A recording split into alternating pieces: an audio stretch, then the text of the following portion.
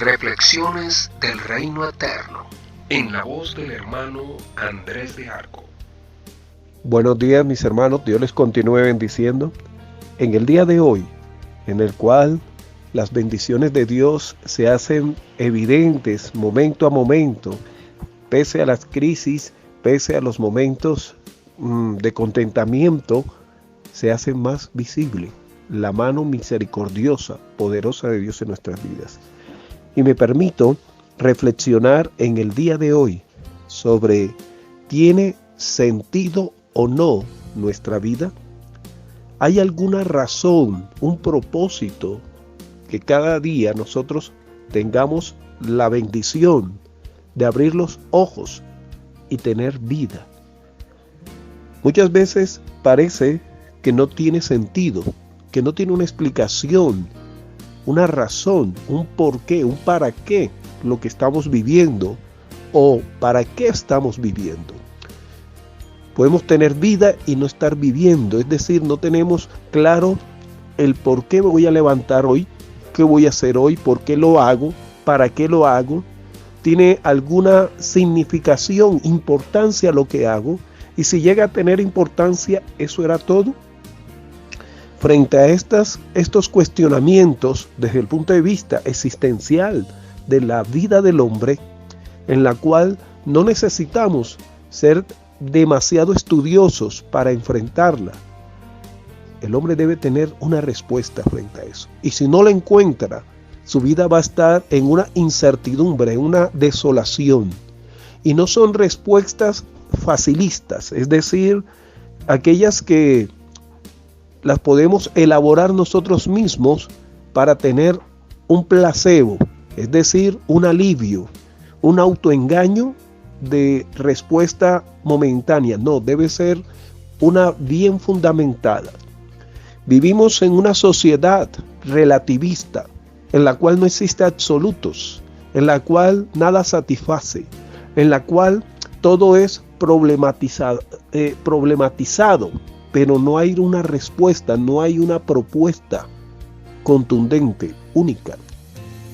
Y frente a esta realidad, encontramos en el libro de Eclesiastés un diagnóstico, una radiografía de la condición del hombre frente a lo que es la razón o el sentido de la vida. Y en el libro de Eclesiastés, este libro escrito por Salomón, el rey más rico en su época y más famoso, que había experimentado todo tipo de placer, y utiliza la frase para referirse a la vida aquí en la tierra como debajo del sol, como vanidad de vanidades. Todo es vanidad, dice el capítulo 1, versículo 2. La palabra vanidad significa vana gloria, algo vacío. ¿Es nuestra vida aquí en la tierra de esa manera? ¿Algo vacío? ¿Algo que no tiene ninguna explicación, ningún propósito? ¿A razón de qué? A razón de que encontramos, según Salomón, en el capítulo 1, la descripción por qué es vana. Porque es cíclica, porque es de continuo repetitiva, que cuando usted alcanza una meta, se alegra y la felicidad se convierte en un puerto, pero cuando ya llegas a ese puerto, te anclas, te estancas. Entonces llega lo que Salomón llama esa rutina de vida, ese continuismo de hacer lo mismo, de que la naturaleza en sí misma se manifiesta como un continuismo, pero que no tiene un propósito, un fin último, un objetivo último, una explicación suprema, sino por el contrario, es un círculo, como llamamos círculo vicioso, que nuevamente se repite. Para los antiguos eruditos, la vida era eso, era cíclica, continua, ¿sí? Continua, pero no llegaba a un fin, un bien supremo, y por tanto vivían para el momento. comamos y bebamos que mañana moriremos. Y Salomón, haciendo referencia a eso que él vivió, va a decir de esa manera. Pero realmente el libro de Eclesiastés, en el cual muchos también eruditos cristianos desearían que este libro tampoco estuviera en la Biblia, porque contradice lo que toda la Biblia afirma, de que sí hay un propósito. Y también el libro de Eclesiastés lo dice. Si lo leemos de manera llana, de manera plana, lo vamos a ver que la vida es vana. Pero Salomón, dirigido por el Espíritu Santo, va a decir lo siguiente.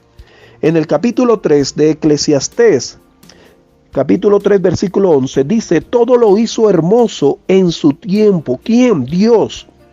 Y ha puesto eternidad en el corazón del hombre, de ellos, sin que alcance el hombre a entender la obra que ha hecho Dios desde el principio hasta el final. Y dice el 12: yo he conocido que no hay para ellos cosa mejor que alegrarse. La vida Dios nos la dio para alegrarnos y hacer en su vida bien. Y sigue diciendo el versículo 13 del capítulo 3, y también que es un regalo, que es don de Dios, que el hombre coma y beba, que el hombre se alimente, es un regalo de Dios, y goce el bien de toda su labor, de lo que él hace, que estudia, que trabaja, que hace un oficio, una profesión. Gócese haciéndolo, pero haciéndolo bien. Y dice el 14: he entendido que todo lo que Dios hace será perpetuo, es decir, tendrá una prolongación de bienestar. Sobre aquello, ojo, no se añadirá lo que él hizo, ni de ello se disminuirá. Y lo hace Dios para que delante de él teman los hombres. El versículo 15: aquello que fue ya es, y lo que ha de ser fue ya, y Dios restaurará lo que pasó. Dios restaura, renueva, no es la naturaleza. La palabra natural significa por ella misma. No hay una naturaleza, hay una creación. Pero miren, dice el versículo 15, el propósito de Dios, el propósito en el cual Dios perpetualiza lo que Él hizo, su creación. El hombre imita la creación. Un artista, ya sea en un lienzo, en el mármol, en la roca, en el bronce, esculpe, imitando lo que la creación, lo que Dios hizo. Cuando el hombre, de una manera científica, entra y hace una clonación, quiere imitar la fecundación que Dios hace tan perfecta. Cuando el hombre crea el avión imitando las aves, pero son creaciones o son invenciones imperfectas. Pero Dios puso eso en el corazón del hombre, puso Dios en el corazón del hombre para que éste se gozara, no para que se llenara de arrogancia. Y si hablamos, volvamos al contexto del autor, Salomón vivió como humano, como ser humano, todos los placeres, el hedonismo, el placer intelectual, el placer desde el punto de vista erótico, desde el punto de vista sexual, y no halló algo que realmente lo completara, lo llegara a satisfacer plenamente. Y dice que para él fue esto, pero también nos dice que Dios hizo todo bueno, entendiendo que la vida no es solamente un conjunto de propiedades y características que los seres humanos, los animales y las plantas compartimos, sino que Dios da un propósito, un para qué, una explicación que es satisfactoria, que llena nuestra vida. Pero muchas veces esos sustitutos que son buenos, pero no son lo único que va a dar esa razón de nuestra vida. Porque cuando ya alcanzamos los recursos financieros o ya alcanzamos tener esos placeres, encontramos que más allá, ¿qué sigue? ¿Qué sigue? encontramos más interrogantes, más preguntas.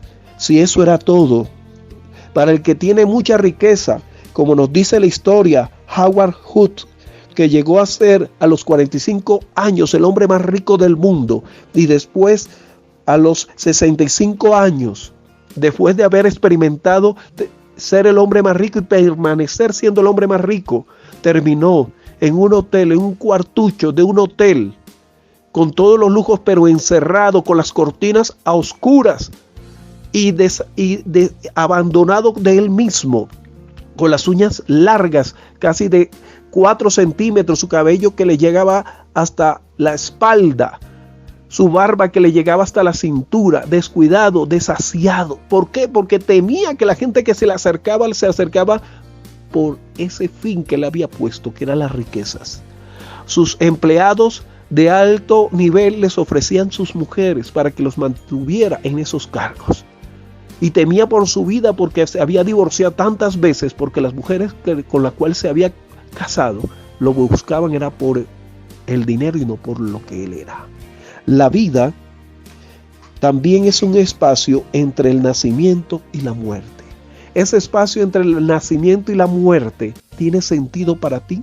Si no tiene sentido para ti, es porque tú solamente te has quedado en una estación de la vida, pero no te has quedado con el creador de la vida, con aquel que diseñó de una manera inteligente y de manera hermosa, en la cual agrada a nuestros ojos. La Biblia nos dice en el Salmo 19:1, los cielos cuentan la gloria de Dios y el firmamento anuncia la obra de sus manos. Te invito a que te acerques a aquel que da sentido, que hay un propósito para tu vida, el cual es Dios. Sin Dios solamente estamos llenos de nosotros mismos. Estamos tan vacíos que solamente estamos llenos de nosotros mismos. Sin Dios solamente tenemos lo material que hace parte de la creación de Dios, pero que no es el Dios mismo. Solamente Dios puede satisfacer el alma. Por eso el libro de Eclesiastés termina diciendo en el capítulo 12, versículo 13, el fin de este asunto es que ya se ha escuchado todo.